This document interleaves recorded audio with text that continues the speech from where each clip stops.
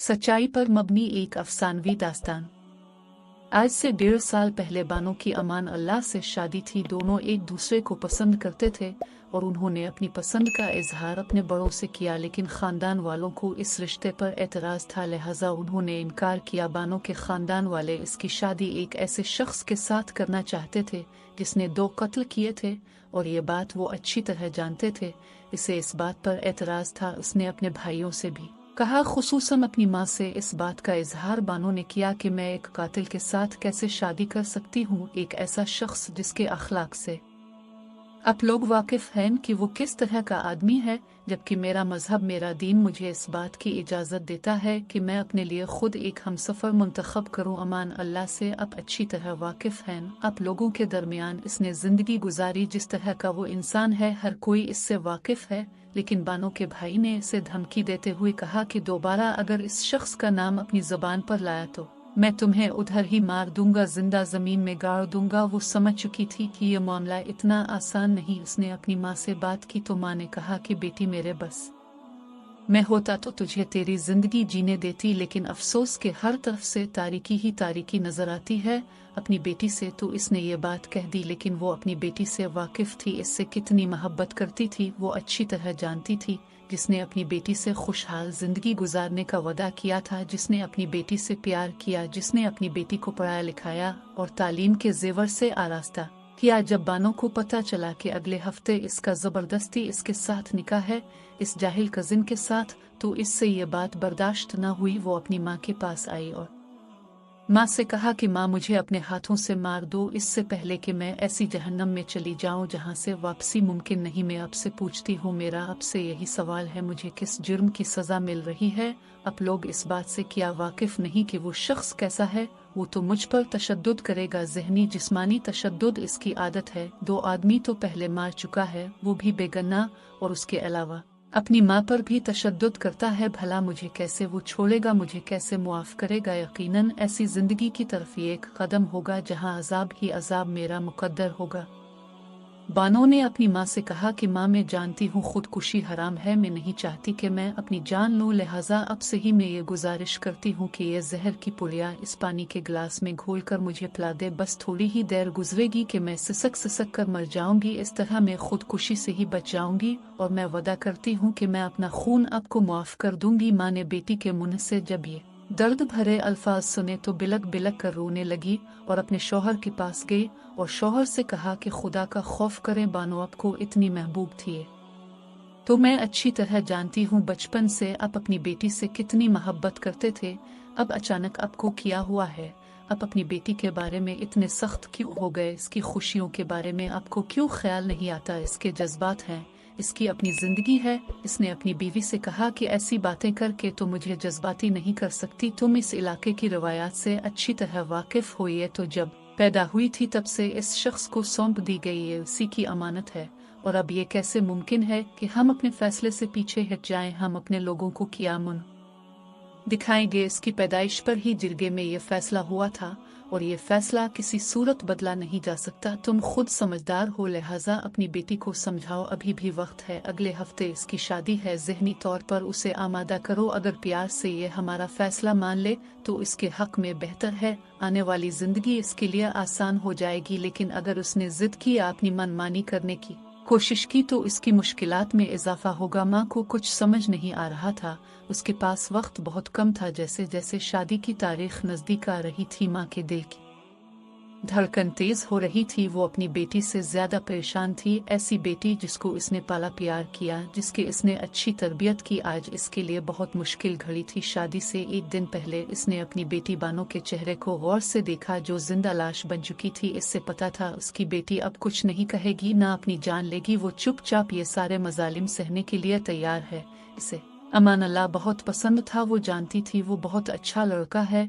इसने किसी तरह अमान अल्लाह से राब्ता किया और शादी से एक दिन कबल अपनी बेटी को इसके साथ रवाना किया। बानो के वालिद और भाई को जब ये पता चला था, उनकी आंखों के सामने अंधेरा छाने लगा। माँ ने इस बात का इकरार किया कि मेरी बेटी घर से भागी नहीं, बल्कि इसने वो रास्ता चुना है जिसकी इसका मजहब इजाज़त देता है। मैं उसकी माँ हूँ और इसमें मेरी रजामंदी शामिल थी। भला मैं इसके साथ ऐसा कैसे कर सकती हूँ? अपनी बेटी की आंखों में मैंने देखा मैं उसे एक ऐसे शख्स को कैसे सौंप सकती थी जिसमें इंसानियत नाम की कोई चीज नहीं। उसके शौहर ने कहा, तुम्हारा इलाज तो मैं करूंगा, पहले मैं तुम्हारी बेटी को तलाश करता हूँ पूरे इलाके में। बानो को तलाश किया गया, लेकिन अब वो काफी दूर चले गए थे। काफी अरसा तक उनको तलाश करने की कोशिश की गई, लेकिन फिर यह मामला तकरीबन ठंडा पड़ गया। वो बानो और उसके शौहर का ठिकाना जानते थे। वो दोनों अपनी जिंदगी में बहुत खुश थे। माँ से उनका राबता जरूर था, लेकिन माँ चुपचाप अपनी बेटी से बात करती थी। सबसे छुपकर बानो के भाई ने बड़ी ही मक्कारी से एक चाल चली और अपने वालिद से मशवरा किया कि इस इलाके में हमारी इज्जत तभी बहाल हो सकती है जब तमाम लोगों के सामने, पूरे जिरगे के सामने इन दोनों को मार दिया जाए, उनको जान से मारा जाए। बाप ने बेटे से कहा, बात तो तुम्हारी ठीक है, लेकिन उनको वापस कैसे लाया जाए? बानो के भाई ने कहा कि मेरे दिमाग में एक मंसूबा है, अगर इस पर अमल किया जाए तो हमारे लिए काफी मुफीद साबित होगा और हम अपने मकसद में कामयाब हो जाएंगे। बाप ने इससे पूछा कि कौन सा मंसूबा, जरा मुझे बताओ। उसने कहा कि दोनों को धोखे से वापस ला जाए। बानो का बाप सुनकर हैरान हुआ, बेटे से कहने लगा, ऐसा कैसे मुमकिन है? बेटे ने कहा कि सुलह के नाम पर हम उनको बिला सकते हैं, खाने पर दावत दे सकते हैं। पहले अमान अल्लाह के वालिद के पास जाएंगे और इससे कहेंगे कि जो हुआ सो हुआ, अब माजी गुजर चुका, अपनी जिंदगी वो जी रहे हैं, हमें इस बात पर कोई एतराज नहीं। बानो का बाप कहने लगा, कैसे मुमकिन है? मैं तो उन लोगों की शक्ल तक नहीं देख सकता, और तुम कैसे कह सकते हो कि हम उनके घर जाएंगे? बानो के भाई ने कहा कि बाबा, मेरी बात को समझने की कोशिश कीजिए, हमारे पास सिर्फ यही रास्ता है, कोई भी दूसरा रास्ता नहीं। अगर ऐसा किया जाए तो हम अपने मकसद में कामयाब हो सकते हैं। बाप बेटे ने आपस में मीटिंग की और फिर वो अमान अल्लाह के घर गए, इसके बाप से बात की और कहा कि हम अपने बच्चों को इस बात की इजाजत देते हैं कि वो अपनी जिंदगी, जो उनसे गलती जरूर हुई, लेकिन उन्होंने जो फैसला किया इसमें इन दोनों की बाहमी रजामंदी शामिल थी, और हम अब सुलह करना चाहते हैं कि खानदानी दुश्मनी को खत्म किया जा सके और ये दुश्मनी तूल ना पकड़े। बड़ी ही चालाकी से बानो तक ये खबर पहुंचाई गई, फिर इन दोनों को खाने पर दावत दी गई। बदकिस्मत जोड़ा ये नहीं जानता था कि उनके साथ क्या मामला पेश आने वाला है। ये एक ऐसी चाल थी जो बाप बेटे ने चली, और वो इलाके में अपने खानदान की इज्जत की बहाली चाहते थे। उनको जैसे ही बुलाया गया तो वो इस बात से वाक़िफ़ हो चुके थे कि वो एक ऐसे जाल में फंस चुके हैं जहां से अब फरार मुमकिन नहीं। दोनों को मौत अपने सामने नजर आ रही थी। जिरगे में फैसला किया गया कि उन्होंने जो पसंद की शादी की, घर से भागने गलती की, उनको सजा मिलेगी। उनकी सजा मौत के सिवा कोई नहीं हो सकती, और हमें अपने इस इलाके में, इस मुआशरे में एक मिसाल कायम करना पड़ेगी ताकि बाकी नौजवान लड़के और लड़कियां खबरदार हो जाएं और इस बात को अच्छी तरह समझ लें कि अगर हमने उनके साथ ऐसा किया जो बानो और उसके शौहर ने किया, तो उनका अंजाम भी बानो और अमान अल्लाह की तरह होगा। उनको एक वीरान इलाके में लाया गया। बानो ने जिरगे वालों से मुखातिब होकर कहा कि अगर आप मुझे और मेरे शौहर को मारना चाहते हैं तो हम तैयार हैं। शौक से हमें मारिए, आप लोगों को ना हम रोक सकते हैं, न ही हम में इतनी ताकत है। हम जानते हैं, हम नहते हैं। धोखे से हमें बुलाया गया, लेकिन सिर्फ गोली मारने की इजाज़त है। किसी को भी इस बात की इजाज़त नहीं कि वो मेरे जिस्म को छू सके, हाथ से या डंडे से मार सके। 1.5 साल कबल पसंद की शादी करने वाले जूड़े को कबीले वालों ने दावत पर बुलाया। ये कैसा धोखा था, लेकिन वो खाने की नहीं, गैरत दिखाने की दावत थी। दोनों को ले जाकर एक चटिल मैदान में खड़ा कर दिया गया।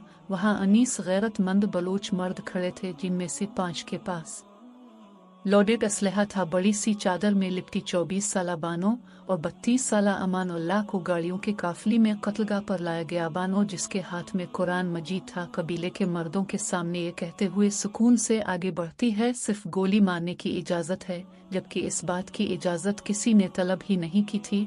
और कब की थी? वो कत्लगाह की जानिब खुद ब खुद बढ़ चुकी थी। इसे मालूम था अपना अंजाम के अब इसके साथ किया होने वाला है, इसलिए ना उसके पाँव कांपे, ना आंखों में इल्तिजा थी, ना लबों पर चीख, ना दामन में रहम की भी किसकी खामोशी मैं एक शोर था जो चीखों पर भारी था, जो जुल्म के खिलाफ कभी ना निकल सके। फिर गोली नहीं, 9 गोलियां मारी गई। फिर उसके बाद अमान अल्लाह की बारी आई, इसे दुगनी गोलियां मारी गई, सिर्फ एक जुर्म पर कि इसने मनपसंद इंसान से निकाह किया, और मौत से कम सजा पर तो गैरत को चीन आता ही नहीं। इस बिलवज कबीले की गैरत को भी सलाम, और जो गैरत के नाम पर अपनी ही बेटी को बेगैरत मर्दों के मजमा के सामने लाते हैं और मैदान में खड़ा करके गैरत की पग सजा ली जाती है, और बेटी हार गई, पगड़ियां जीत गई। जमाने के चलन से बरसरे पैकार औरत हूँ, हर 101 मरहले पर जब से 2-4 औरत हूँ मेरे अंदर नमू पाती हैं, आने वाली नस्लें भी खुदा के बाद में तख्लीक का किरदार औरत है। बानो और अमान, अल्लाह तेरी मोहब्बत को सलाम। अपने मोहब्बत की बुनियाद पर निकाह किया, हलाल रास्ता चुना, किसी का दिल नहीं दिखाया था, किसी कानून की खिलाफ वर्जी बिल्कुल नहीं की थी, मगर उनका कसूर बस इतना था कि उन्होंने पसंद की शादी की थी।